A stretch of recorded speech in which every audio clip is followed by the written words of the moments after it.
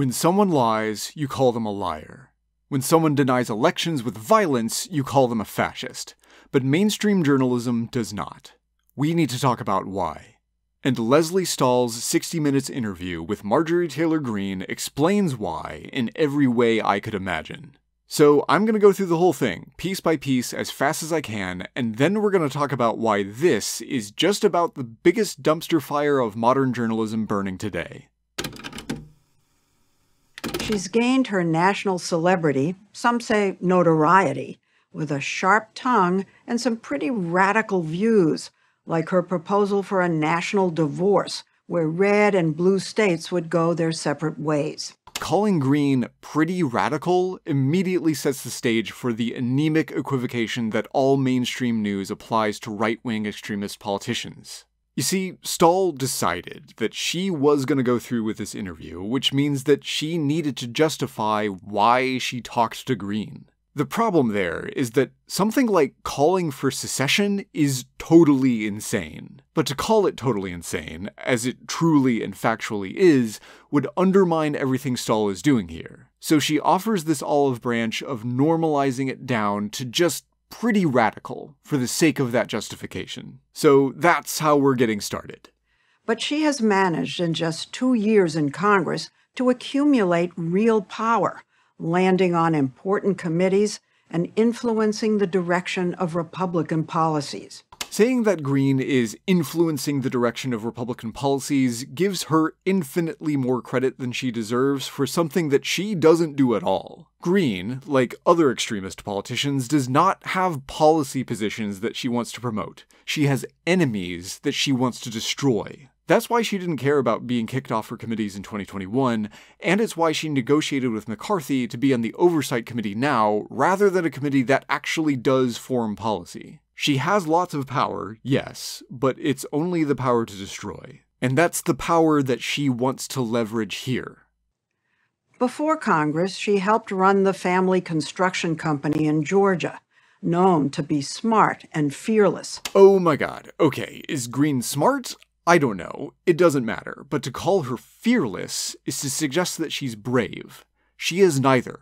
I want to make another video that gets deep into this, but like most, if not all, conspiracy theorists, Greene is deeply afraid, specifically of shame. And the way she deals with that fear is not by being fearless, but by being shameless. She cannot handle being made to consider whether the things she says are wrong or dangerous. And luckily for her, Stahl doesn't try to make her consider this. So she can choose to believe that she is always innocent and those trying to hold her accountable are always evil. That way, she never has to feel shame again.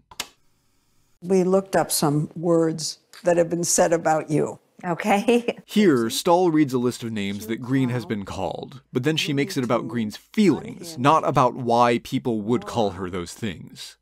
Pretty ugly stuff. There's this foolish obsession that we have with authoritarians' feelings, like holding them accountable for the things they do and say, is somehow what forces them to say and do those things. We think that because they tell us that all the time, because they make everything about their grievance. But no, that's a lie. They say and do those things because of their own failings and problems, and calling out politicians for failings and problems is the point of political journalism.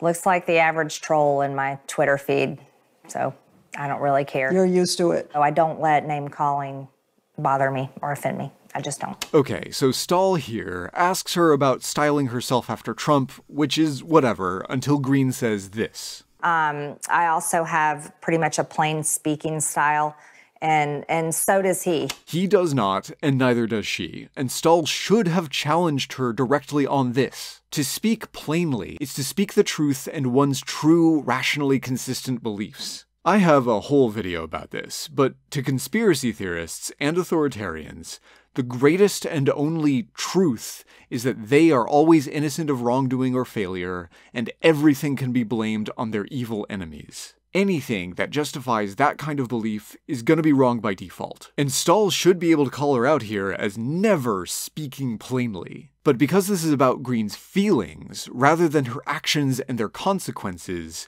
she can't. But also, he's often in attack mode. and you appear to be. This is getting worse. Saying that they're in attack mode gives credit to the idea that Trump and Green are on some kind of crusade, when they actually are always in viciously spiteful defense mode. The thing they can't bear is to be told that they're wrong or that they're not entitled to say and do the terrible things they say and do. So everything they say, do, and believe, in big quotation marks, is about defending themselves from accountability. But Stahl is just saying that she's on the attack, rather than just throwing a tantrum, so Green can just nod and say this without challenge. Yeah, I think our government deserves it. They don't really deserve to be respected that much. So the segment goes on to talk a bit about Green's political career, and then it lets her say this. The first reaction is, Marjorie's crazy.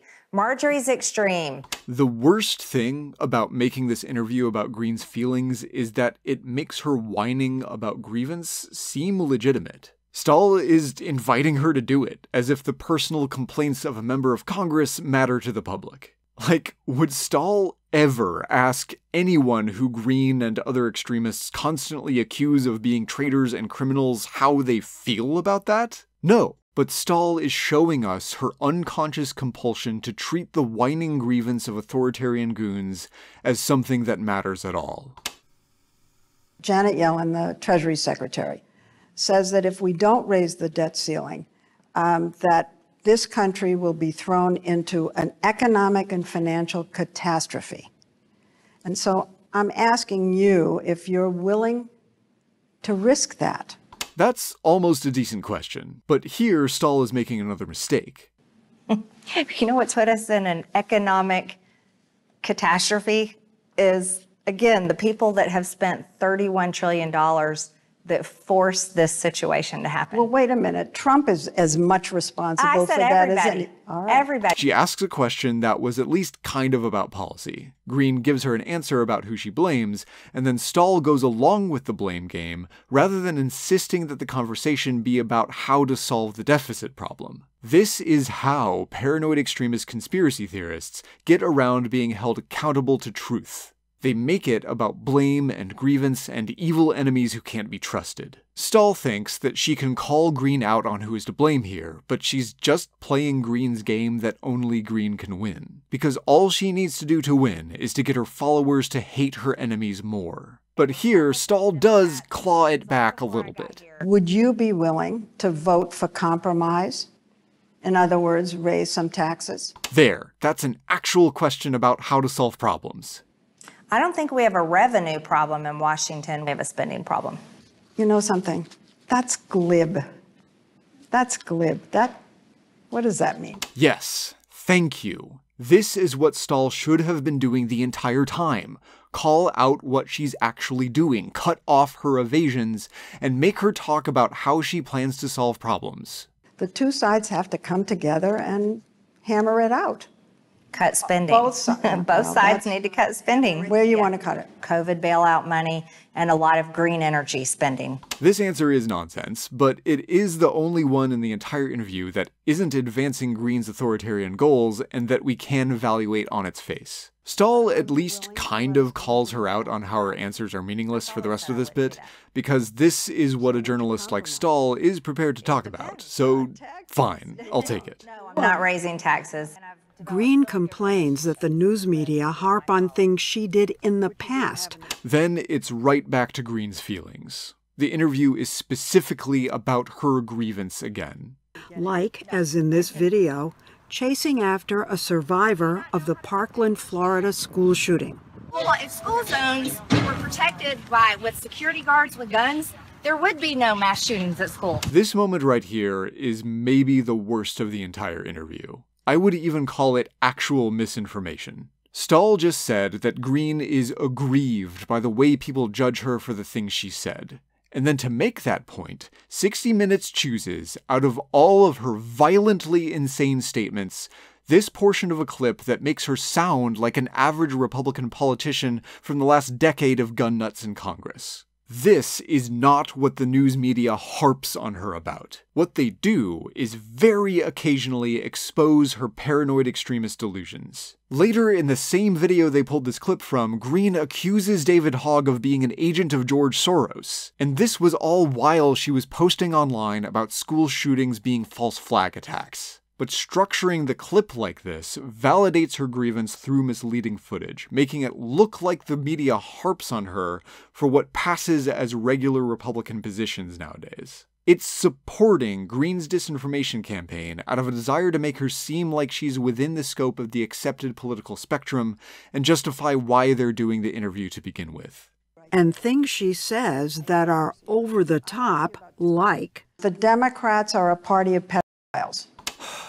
This is not Green being over the top. This is Green using dehumanizing and violence-inciting language. Saying that all Democrats are pedophiles is not an insult or an accusation. The point of calling an entire group of people pedophiles, whether they're Democrats or trans people or gay people, is not for anyone to take it literally. No one believes it literally. They believe it as a justification for believing that their enemies are evil, and the point is to use language that justifies doing anything to their enemies, just like the blood libel these accusations descend from. It turns Green's enemies into an evil that her followers will be willing to hurt or kill. But Stahl doesn't understand this.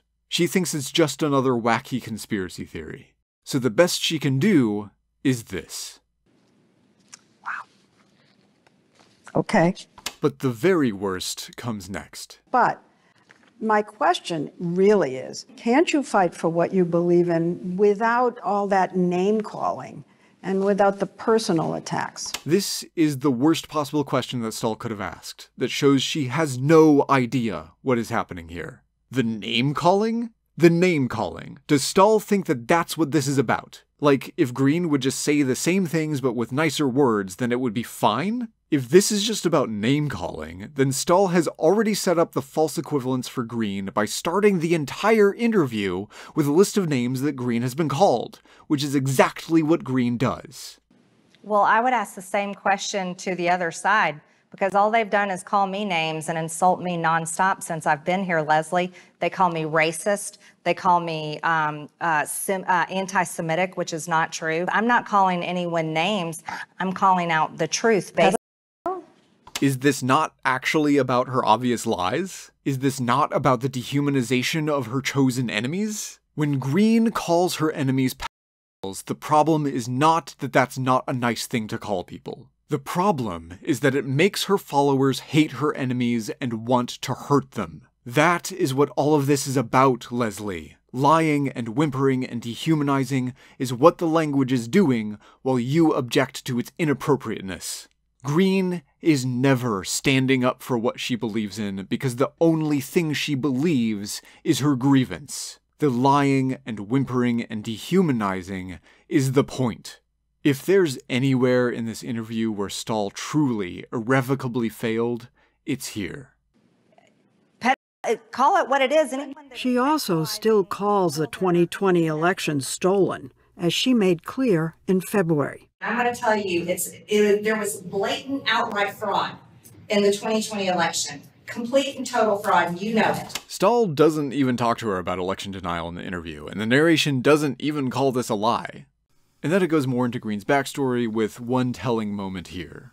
Your mother, did she ever say, Marjorie, you need to tone it down? Yeah, she did, actually. She's a Southern mom, and she believes in manners. It's exhausting at this point how much Stahl doesn't understand. It's why Green won the interview. Some typical viewer of 60 Minutes sat down to watch this. That viewer saw this moment and thought Green was endearing, like she was a feisty little girl who wasn't afraid to stand up for herself, forgetting that the point of being a politician is actually to stand up for ideas and solutions. Meanwhile, clips of the interview are being passed around the fever swamps of the internet. They're the newest prizes in her trophy room, showing how Green can unflinchingly accuse her enemies of their ultimate evil to their faces. And Stahl just thinks it's about gently chastising Green for her attitude like a patient mother.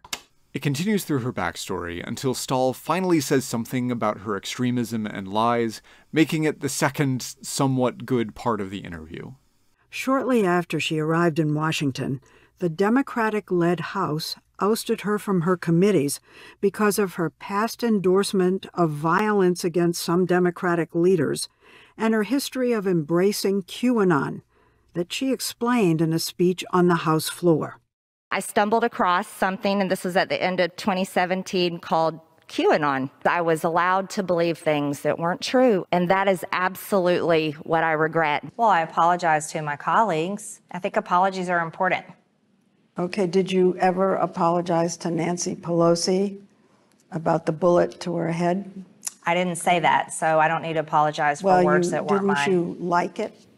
Other people also ran my social media. I don't think I did that. Are you saying that you don't stand by what's on your social media? Well, of course I stand for what's on my social media, but at times you're not always in control. We have all kinds of people that work on our social media.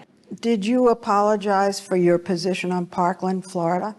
What was my position on Parkland, Florida? That it was a false flag? I don't know if you actually have my position. No, I never said Parkland was a false flag. Did you? No, I've never said that. School shootings are horrible. I don't think it's anything to joke about. We fact-checked before I got to this interview. Thank you for doing something to expose her lies and extremism. This is the part that might have made that boomer centrist double back and think Marjorie Taylor Greene might be crazy and dangerous after all. But getting that centrist to her side was never what Greene wanted to do. She wanted to do this. Have you fact-checked all my statements from kindergarten through 12th grade and in college, and as I've paid my taxes and never broken a law? And I got a few speeding tickets. Do we need to talk about those too? Because I think where you're going down is the same attacks that people have attacked me with over and over and over. Well, if this is what you're known for, I think it's good that you're responding to the charges. I think it's a legitimate thing because people for us to constantly focus on it, but never focus on anything good about me. Stahl's hedging, equivocating challenge, saying that it's what she's known for, lets Greene say, unchallenged, that she's only known for it because of the name she's called and because no one says anything nice about her. It's not what she's known for. It's what she does. But for reasons we're going to talk about, Stahl can't do it. She ties one hand behind her back so that she can let Greene win. Let me button this up and we'll move on. The rest of the interview just sinks into a mush of more exhausted equivocation. There's a little back and forth where Stahl lets her have the last word on some extremism, and it ends with more biography about how Greene is a powerful politician now. So, overall, very bad. A disaster. A disgrace, even. But is it Leslie Stahl's fault? No, not really. American news media can't understand right-wing paranoid extremism or how to cover it for basically the same reason that we've been going through this whole modern crisis of truth and democracy in the first place. People in position to lead instead want to believe that the system will save them without anyone having to take any risks or make sacrifices or stand on any values. Established journalists like Stahl came to be in a world where the politicians they had to deal with were, for the most part, regular good-faith small d Democrats. They wanted to convince voters that they had plans and ideas for how to make the future better. Of course, they would cherry-pick and spin and dissemble, and gerrymander and court super PAC money and do other things that undermine democracy, but they would rarely outright lie, and they wouldn't indulge in the violent, grievance-fueled fantasies of the extremist fringes. They would be politicians who want to earn votes to win elections. So, because Greene is in Congress now, she became part of that system for Stahl. Stahl automatically assumed these things about her and gave her this deference. She thought she was interviewing a politician who wants to convince people to vote for her. She thought that if she invited Greene into the system to speak her mind uninterrupted by anything but a couple fact checks and scoldings for her manners, that a chorus of people who trust the same inevitable system that Stahl trusts would speak up to condemn Greene for using language that the system doesn't tolerate, and she would be put in her place as the system decides. That's what Leslie Stahl thought. But Greene knew if she went on 60 Minutes, she could use Stahl's inevitable system to predict everything she would ask and say. Green knew that to call her or Trump a liar is to suggest that you know what's in her heart. That when she says she never said school shootings were false flag attacks, she's actually secretly thinking in the back of her head that she did. Stahl's system says that you can never know absolutely for certain if someone is intentionally lying, so the most you can do is be cute about showing the social media post while she says the lie.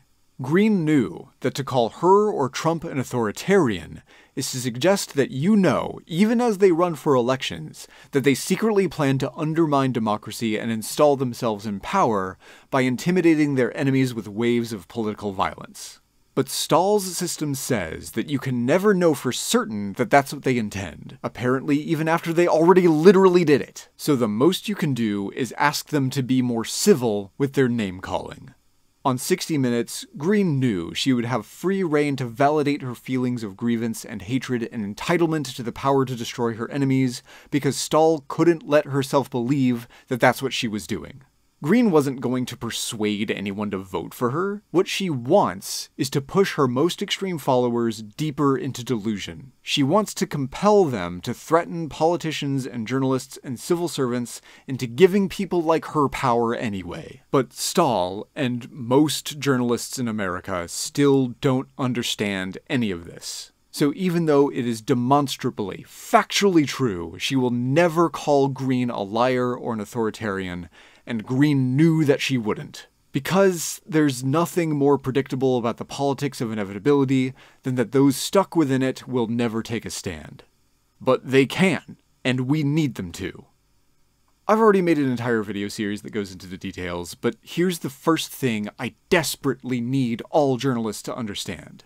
Conspiracy theorists do not believe their theories. Not a single one. What they believe more than anything is that they are innocent and their enemies are evil. And they will say literally anything that validates that highest order belief. COVID's a hoax and COVID's a bioweapon. Classified documents were planted at Mar-a-Lago and Trump declassified the documents he took from the White House. The January 6th insurrectionists are Antifa agitators and they're persecuted MAGA patriots. All of those are fundamentally mutually exclusive beliefs. But conspiracy theorists will believe whatever is convenient for validating their highest order belief that they are innocent and their enemies are evil whenever it's convenient, even if it means saying two directly contradicting things in the same breath. So when Trump or anyone else says things that are demonstrably, obviously, self-defeatingly false for the sake of grievance-fueled delusion, he is lying.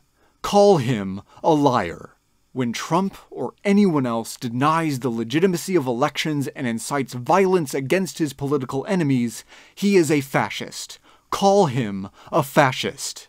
It is not your job as journalists to give a single shit about their feelings, as if that will make them complain about their grievance less. It is not your job to chastise them for being over the top, as if that will make them be more civil. It is not your job to air their lies and fascist threats without calling them liars and fascists, as if that's being fair to their point of view. And it's not your job to equivocate between truth and lies, or democracy and authoritarianism, as if that will empower the system that's supposed to inevitably make everything better for us. It is truth, and it is fact that they are liars, so call them liars. It is truth, and it is fact that they are fascists, so call them fascists. Doing so would cost a few viewers and readers and a little ad revenue for anyone who does it. But truth and fact are your job. That's your part to play, journalists, not in a system that will fail to save us, but in a democracy that only exists because of courage.